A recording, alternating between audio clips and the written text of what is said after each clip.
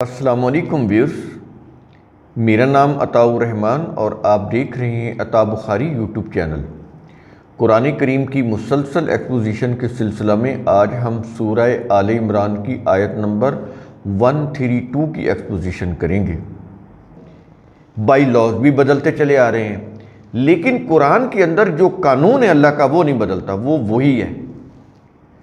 اب یہ سمجھ آ گیا کہ آپ کو ان شارٹ اللہ کے لاز کانسٹنٹ ہیں اور ان کو نافذ کرنے کے لیے ہر دور کے حالات واقعات کے مطابق انسان جو بائی لاز بناتے ہیں وہ کانسٹنٹ نہیں ہو سکتے، وہ ویریبل ہوتے ہیں، چینج ہوتے رہتے ہیں۔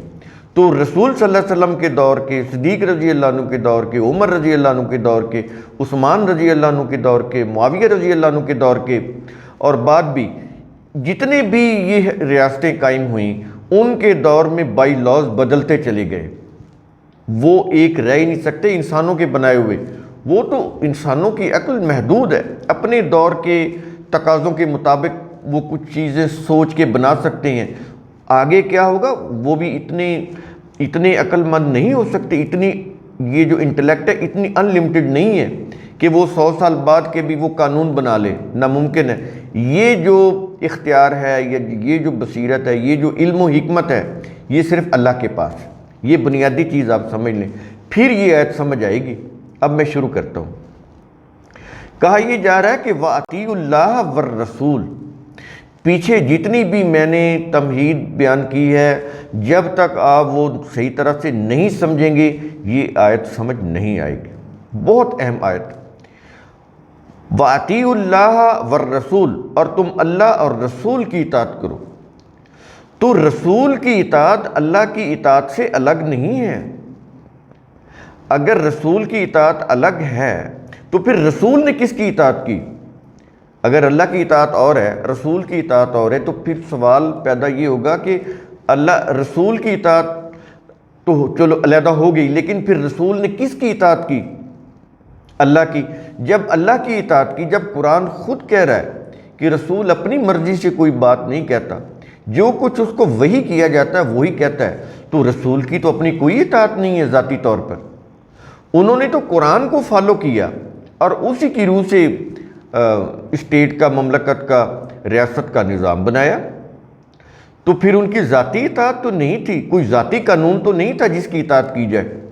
تو جب رسول نے قرآن کی اطاعت کی تو صحابہ کرام نے بھی ایکچولی کس کی اطاعت کی؟ قرآن کی اطاعت کی، اللہ کے قانون کی اطاعت کی۔ تو یہ دو اطاعتیں نہیں ہیں، ایک ہی اطاعت ہے۔ رسول نے بھی قرآن کو ہی فالو کیا جس کے اندر اللہ کے قوانین ہیں۔ تو پھر اس آیت کا مطلب کیا ہوا کہ تم اللہ کے دین یعنی اجتماعی نظام کی اطاعت کرو جسے رسول نے قرآن میں بیان کردہ اللہ کے قوانین کی روشنی میں معاشرتی یا ریاستی سطح کے اوپر قائم کیا۔ یہ اس کے معنی ہوں گے۔ لفظی معنی تو یہی ہے، تم اللہ اور اس کے رسول کی اطاعت کرو، لیکن بڑی بصیرت چاہیے اس کو سمجھنے کے لیے۔ اس کے لیے تو آپ کو بالکل انبائس ہونا پڑے گا، آپ کو بالکل نیوٹرل ہونا پڑے گا، پھر یہ آیت سمجھ آئے گی۔ تو سمجھتے ہیں کہ یہ ریاست کے متعلق کتنی اہم آیت ہے۔ ریاستی ادارے جو قانون سازی کرتے ہیں، کانسٹیٹیوشن بناتے ہیں، ان کے لیے لیجسلیشن کا جو عمل کرتے ہیں، لیجسلیٹو ادارے، کانسٹیٹیوشنل ادارے، کتنی اہم ہے یہ آیت۔ اس کو صحیح طور پر سمجھنا، اگر اس کے سمجھنے میں تھوڑی سی بھی غلطی ہو جائے، تھوڑی سی بھی بائسنس آ جائے تو پھر شرک آ جائے گا۔ شرک آئے گا تو پھر انتشار پیدا ہوگا، پھر کوئی قانون بن ہی نہیں سکتا متفقہ طور پر جس کے اوپر تمام ایک نیشن عمل کر سکے۔ یہی وجہ ہے کہ اسلامک کنٹریز کے اندر متفقہ قانون نہیں ہے، وہاں پر اسٹیٹ ان دا اسٹیٹ ہے، یعنی ایک پولیٹیکل اسٹیٹ اور اس کے بالکل پیرلل ایک ریلیجس اسٹیٹ۔ جو حکمران ہوتے ہیں انہوں نے پبلک اتھارٹی، پبلک لاز کی اتھارٹی اپنے پاس رکھی ہوتی ہے، اور انہوں نے پرائیویٹ لاز کی اتھارٹی تھیوکریٹس کو دی ہوتی ہے، پریسٹ کو، ریلیجس جو وہ پریسٹ ہوتے ہیں ان کو دی ہوتی ہے تاکہ وہ ان کو فیور کریں۔ تاکہ یہ جو پولیٹیکل لیڈرز ہیں وہ ان سے فائدہ حاصل کر سکیں، ریلیجس پارٹیز سے۔ یہ اس لیے ان کو اپنے ساتھ رکھتے ہیں تاکہ اپنی قوت میں اضافہ کر سکیں، ان سے کوئی غلط فتوے لے سکیں اپنی فیور کے اندر۔ یہ اس لیے ان کو ڈیولپ کیا جاتا ہے۔ یہ فرعونی طرز حکومت ہے کہ جس کے اندر اس نے اپنے ساتھ 2 پلر رکھے ہوئے تھے، فرعونیت، قارونیت اور حامانیت۔ تو یہ فرعونیت اور قارونیت یعنی ڈکٹیٹرشپ اور اس کے ساتھ کیپٹلزم، یہ 2 جڑواں بھائی، اور انہوں نے اپنے آپ کو جسٹیفائی کرنے کے لیے حامانیت یعنی مذہبی پیشوائیت، تھیوکریسی، اس کو اپنے ساتھ رکھا ہوا تھا تاکہ یہ جو ظلم کریں اس کا فتویٰ ان سے لے لیں۔ تو یہ ایک علیحدہ چیز ہوتی ہے کہ جب مذہبی پیشوائیت جو ہوتی ہے وہ پھر جب بہت زیادہ طاقتور ہو جاتی ہے اور اس کو ان کے من پسند مفادات نہیں ملتے کسی حکومت سے، تو وہ ان کے خلاف بھی ہو جاتے ہیں۔ ان کے پریشر گروپ اتنے مضبوط ہو جاتے ہیں کہ وہ حکومتوں کو بھی گھٹنے ٹیکنے پر مجبور کر دیتے ہیں۔ پھر وہ اتنے سٹرونگ ہو جاتے ہیں کہ قانون کو بھی اپنے ہاتھ میں لے لیتے ہیں۔ پھر وہ جلاؤ، گھراؤ، لوگوں کی گاڑیوں کے شیشے توڑنا، سڑکیں بلاک کرنا، قتل و غارت کرنا، یہ ساری چیزیں وہ پھر کرتے ہیں، معاشرے کے امن کو تباہ کرتے ہیں، لا اینڈ آرڈر کو قائم ہی نہیں ہونے دیتے۔ اور اس کے اوپر آپ دیکھتے ہیں کہ پھر ان مسلم ممالک کا کتنا خرچ ہوتا ہے لا اینڈ آرڈر کو مینٹین کرنے کے اوپر۔ یہ جو عذاب ہے کس کی روح سے ہے؟ یہ شرک جو انہوں نے کیا، کون سا؟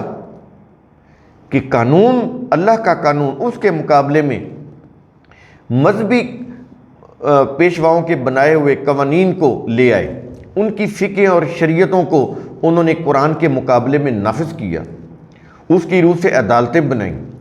تو ٹھیک ہے، اس کا یہ انجام تو پھر بھگتنا پڑے گا۔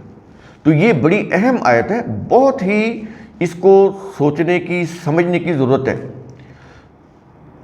تو اس لیے یہ چیزیں سمجھانے کے بعد اس آیت کے آخر میں کہا جا رہا ہے کہ لعلکم ترحمون، اگر تم اللہ کی اطاعت کرو گے اور اس کے جیسا کہ رسول نے کی تو پھر کیا ہو جائے گا؟ یہ اس لیے ہم تمہیں کہہ رہے ہیں کہ تمہیں نشو و نما دی جائے، یہ ترحمون ہے۔ اور یہاں پر جو تراجم کیے پڑے ہیں وہ یہ ہے کہ تاکہ تم پر رحم کیا جائے، یعنی پہلے کوئی معاذ اللہ ظلم ہو رہا تھا اور اب ان کے اوپر کوئی رحم کیا جائے گا، بالکل نہیں۔ یہ ترحمون، رحم اسی سے رحیم ہے، اسی سے رحمان ہے، اسی سے رحمت ہے، اسی سے ماں کا رحم ہے جس کے اندر بچہ پرورش پاتا ہے۔ تو اس کے بنیادی معنی پرورش کے ہیں، نشو و نما پانے کے ہیں۔ تو کہتا ہے کہ اگر تم اپنی ریاست کا نظام اس طرح سے بناؤ گے کہ اس کے اندر اللہ کے قوانین کی عملداری ہو، کوئی اور انسانوں کے مذہبی قوانین بنائے ہوئے نہ اس کے ساتھ شامل کیے جائیں، نہ ان کو کوئی قانون کی حیثیت دی جائے، صرف اللہ کے قوانین کو قانون کی حیثیت دی جائے، ایبسولوٹلی بک آف اللہ کے قانون نافذ ہو، تو پھر کیا ہو جائے گا؟ اس سے تمہیں نشو و نما ملے گی۔ تو کہتا ہے ہم نے اس لیے تمہیں یہ قوانین دی ہیں اپنی کتاب کے اندر کہ تم ان کو ریاست کی سطح کے اوپر نافذ کرو تاکہ تمہیں نشو و نما مل سکے، تاکہ تمہاری وہ جو ریاست ہے، وہ جو ویلفیئر اسٹیٹ ہے جو ہمارے قانون کی روح سے کام کرے گی، تو وہ پھر اس کا بنیادی فریضہ ہوگا کہ وہ تمہاری پرورش کرے، تمہاری بنیادی ضروریات کا، تمہارے بیسک رائٹس کا خیال رکھے، ان کو پورا کرے۔ اس سے پھر تمہاری نشو و نما ہوگی، تمہاری پرورش ہوگی، تمہیں عزت کے ساتھ۔ قرآن کریم اس کو رزق کریم بولتا ہے، یعنی ایز اے چیریٹی نہیں، ایز اے رائٹ تمہیں ملے، بر وقت ملے، ضرورت کے مطابق ملے، عزت کے ساتھ ملے۔ تو یہ پھر ہوگا اس ریاست کے اندر اگر اللہ کے قوانین، ایبسولوٹلی اللہ کے قوانین اس ریاست میں کار فرما ہوں گے۔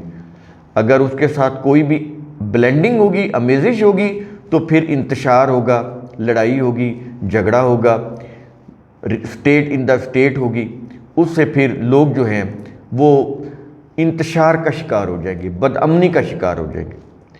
تو اس کا اوورآل جب ہم جو اس کو جب دیکھتے ہیں تو اس میں ایک ہی چیز آتی ہے کہ کسی بھی اسٹیٹ کے اندر جب تک ایبسولوٹلی بک آف اللہ کے تحت قانون سازی نہ کی جائے اس وقت تک اس ریاست کے اندر کوئی پولیٹیکل اسٹیبلٹی کا سوال ہی پیدا نہیں ہوتا، کسی قسم کی پراسپیرٹی کا سوال ہی پیدا نہیں ہوتا، کسی قسم کی اکنامک ریفارم لائی نہیں جا سکتی، کسی طرح بھی لوگوں کی زندگی کو بہتر بنایا ہی نہیں جا سکتا، آگے ہی نہیں بڑھا جا سکتا۔